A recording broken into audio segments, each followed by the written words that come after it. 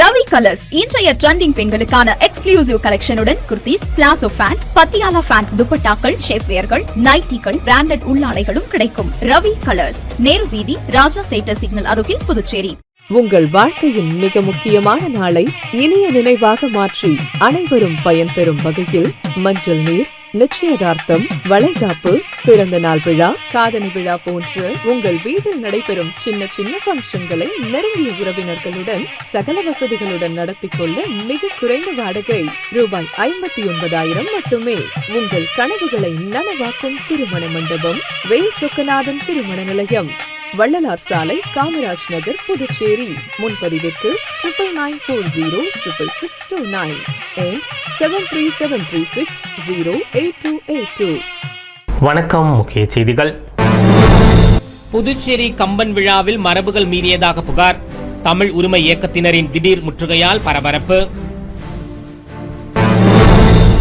புதுச்சேரியில் வெயிலின் தாக்கம் குறைந்து குளிர்ச்சியான சூழல். நகரப்பகுதியில் சுற்றுலா பயணிகள் உற்சாகமாக உள்ளார். பிரியாணியில் பூச்சி இருந்ததாக தொடரப்பட்ட வழக்கு. பாதிக்கப்பட்டவருக்கு 10 பிளேட் பிரியாணி வழங்க உணவகத்திற்கு நீதிமன்றம் அதிரடி உத்தரவு. புது பொலிவு பெறும் புதுச்சேரி சட்டசபை வளாகம். தூய்மை மற்றும் சீரமைக்கும் பணிகள் தீவிரம். புதுச்சேரியில் நடைபெற்று வரும் கம்பன் விழாவில் மரபுகள் மீறியதாக தமிழ் உரிமை இயக்கத்தினர் கம்பன் கலையரங்கின் நுழைவாயில் முன்பு ஆர்ப்பாட்டத்தில் ஈடுபட்டதால் அப்பகுதியில் சிறிது நேரம் பரபரப்பு ஏற்பட்டது. 2026 ஆண்டின் 59வது கம்பன் விழா மே மாதம் 8ஆம் தேதி தொடங்கி புதுச்சேரி கம்பன் கலையரங்கில் நடைபெற்று வருகிறது. இந்த விழாவில் தமிழ்தாய் வாழ்த்து முதலிலும் இறுதியாக தேசிய கீதம் இசைப்பது மரபு. ஆனால் துணைநிலை ஆளுநர் கலந்து கொண்ட இந்த விழாவில் தமிழ்தாய் வாழ்த்து முதலில் இசைக்காமல் மரபுகளை மீறி வந்தே மாதரம் பாடல் முதலிலும், இரண்டாவதாக தேசிய கீதமும், இறுதியாக தமிழ்தாய் வாழ்த்து பாடலும் இசைக்கப்பட்டுள்ளது. இதை நேரில் கண்டவர்களும் செவி வழியாக அறிந்தவர்களும் பெரும் கோபமடைந்துள்ளனர். இந்த செய்தி தமிழ் உரிமை இயக்கத்திற்கு தெரிய வந்ததும் இயக்கத்தினர் ஒன்று திரண்டு கம்பன் கலையரங்கிற்குள் நுழைய முற்பட்ட போது காவல்துறையினர் உள்ளே நுழைய விடாமல் தடுத்து நிறுத்தி வாயிலை பூட்டினர். பின்னர் கம்பன் கலையரங்கம் வாயில் முன்பு முழக்கங்கள் எழுப்பி முற்றுகை செய்து போராட்டத்தில் ஈடுபட்ட தமிழ் உரிமை இயக்கத்தினரை காவல்துறையினர் கைது செய்தனர்.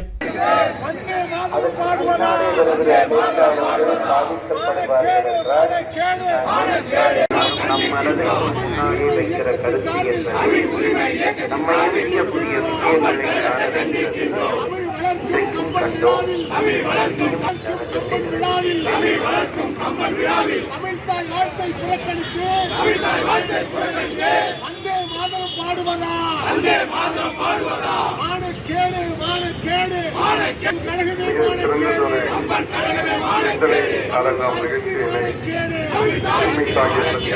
புதுச்சேரியில் ஞாயிற்றுக்கிழமை காலை முதலே வெயிலின் தாக்கம் குறைந்து குளிர்ச்சியான சூழல் நிலவியதால் நகரப்பகுதியில் சுற்றுலா பயணிகள் உற்சாகமாக உலா வந்தனர்.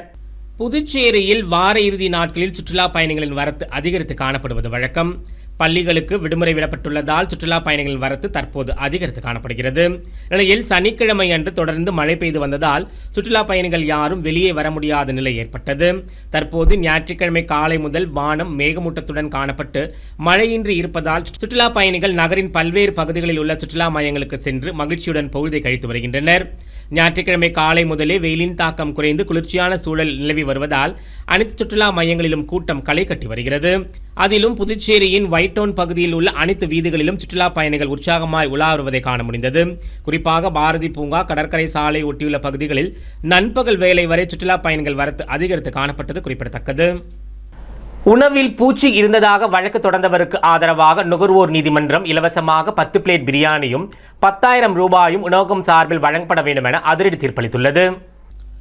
புதுச்சேரி லாஸ்பேட்டை சங்கரதாஸ் சுவாமிகள் நகரை சேர்ந்தவர் சுந்தரகுமார் மணிகண்டன். இவர் கடந்த 2025ஆம் ஆண்டு டிசம்பர் 8ஆம் தேதி முத்தியால்பேட்டையில் உள்ள ஒரு உணவகத்தில் உணவு சாப்பிட சென்றுள்ளார். அங்கு வாங்கி சாப்பிட்ட பிரியாணியில் இறந்த நிலையில் பூச்சி ஒன்று கிடந்துள்ளது. அதிர்ச்சியடைந்த அவர் உணவக நிர்வாகத்திடம் புகார் செய்வித்தார். ஆனால் அவர்கள் சரியாக பதிலளிக்கவில்லை என கூறப்படுகிறது. இது குறித்து சுந்தரகுமார் மணிகண்டன் புதுச்சேரி மாவட்ட நுகர்வோர் ஆணையத்தில் வழக்கு தொடர்ந்தார். வழக்கை புதுச்சேரி மாவட்ட நுகர்வோர் ஆணைய தலைவர் முத்துவேல், உறுப்பினர்கள் சுவீதா, ஆறுமுகம் ஆகியோர் அடங்கிய அமர்வு விசாரணை நடத்தியது. இதில் ஆவணங்களை பரிசீலித்து அந்த உணவகத்தில் வழங்கிய உணவில் பூச்சி இருந்ததை உறுதி செய்தது. இதையடுத்து அந்த வழக்கில் தீர்ப்பு கூறப்பட்டது.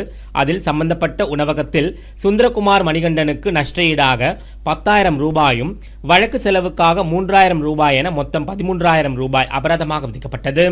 மேலும் சுந்தரகுமார் மணிகண்டனுக்கு ஒவ்வொரு வாரமும் ஞாயிற்றுக்கிழமையும் 2 பிளேட் சிக்கன் பிரியாணி வீதம் 5 வாரங்கள் இலவசமாக வழங்க வேண்டும் என புதுச்சேரி நுகர்வோர் ஆணைய தலைவர் முத்துவேல் உத்தரவிட்டுள்ளார். புதுச்சேரியில் புதிய அரசு அமைய உள்ள நிலையில் சட்டசபை வளாகம் புதுப்பிக்கப்பட்டு புது பொலிவு பெறும் வகையில் பணிகள் தீவிரமாக நடைபெற்று வருகிறது.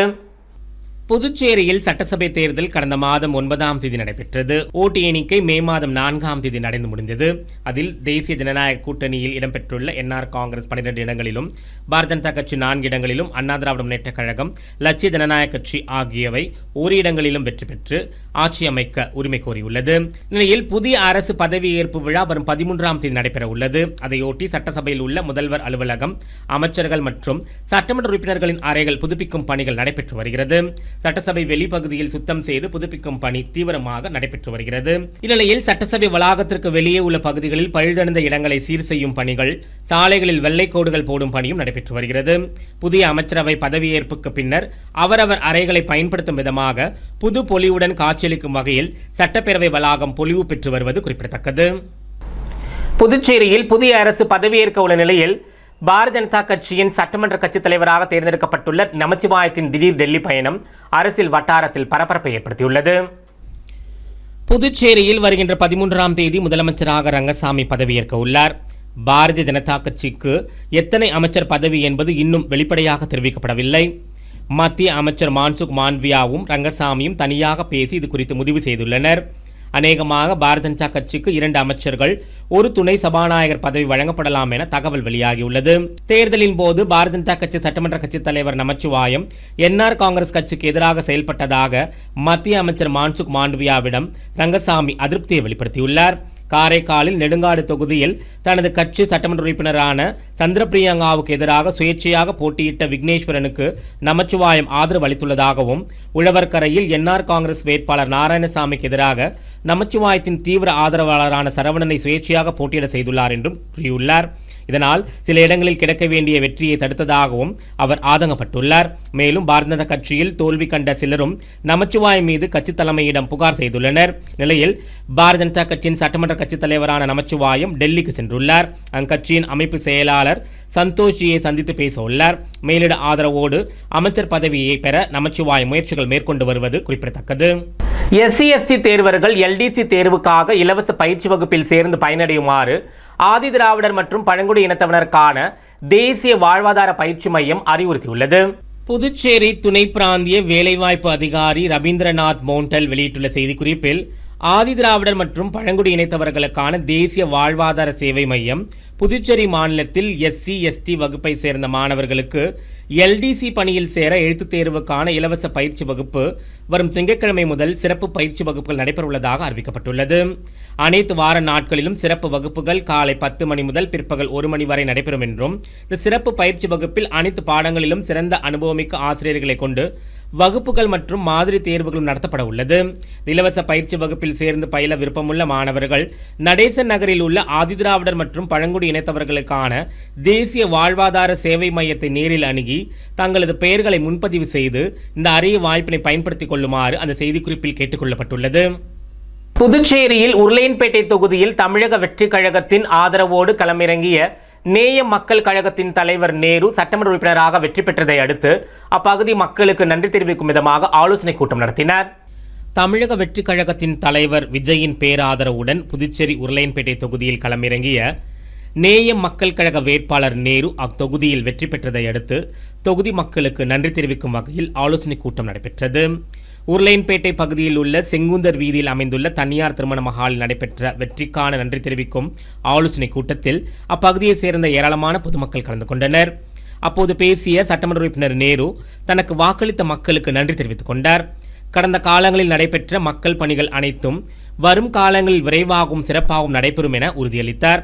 இந்த கூட்டத்தில் நேயம் மக்கள் கழக பொதுச் செயலாளர் விநாயகம், தமிழர் களம் அழகர், தமிழக வெற்றிக் கழக உருளையன்பேட்டையின் தொகுதி பொறுப்பாளர் பிரான்சிஸ் உள்ளிட்ட நேயம் மக்கள் கழக பிரமுகர்கள், நிர்வாகிகள், அப்பகுதியை சேர்ந்த பொதுமக்கள் பலர் கலந்து கொண்டனர். ஒவ்வொரு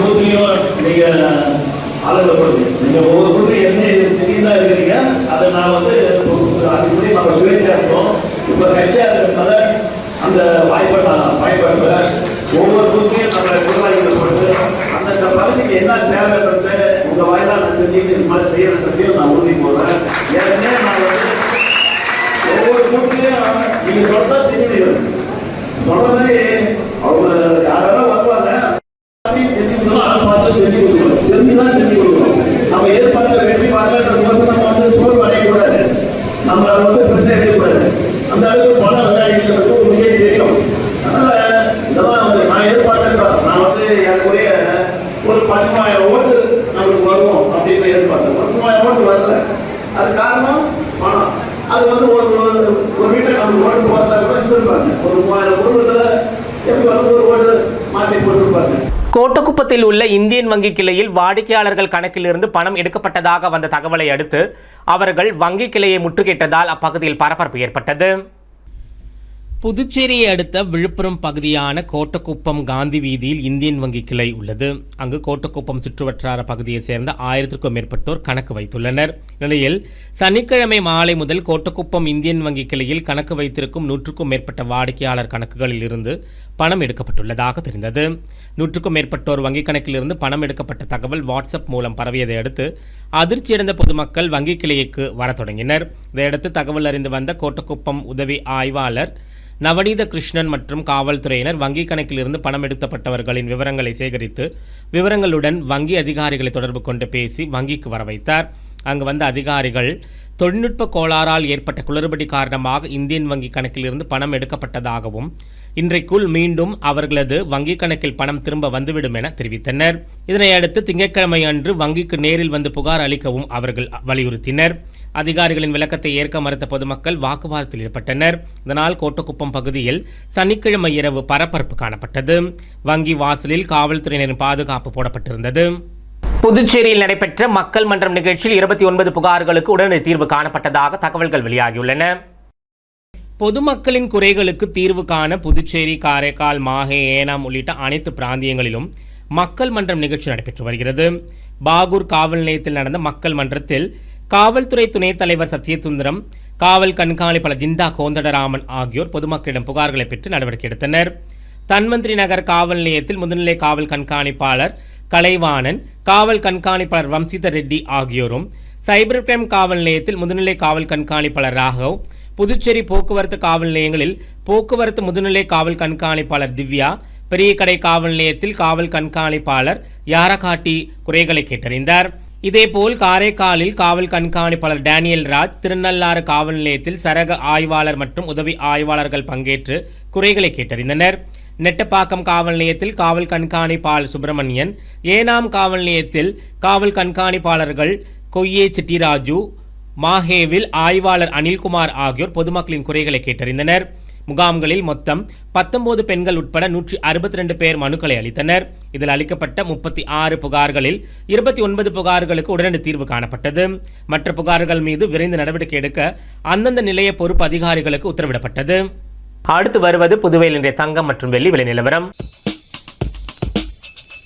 இன்றைய தங்கம் வெள்ளி விலை விவரம். புதுவையில் இன்றைய தங்கம் வெள்ளி விலை விவரம் வழங்குபவர்கள் முத்து கோல்ட் ஹவுஸ், பாண்டிச்சேரி. தங்கம் 1 கிராம் 13,965 ரூபாய். இன்றைய தங்கம் வெள்ளி விலை விவரம். வெள்ளி 10 கிராம் 2,740 ரூபாய். இத்துடன் ஏஎம்என் செய்திகள் நிறைவடைந்தன. வணக்கம்.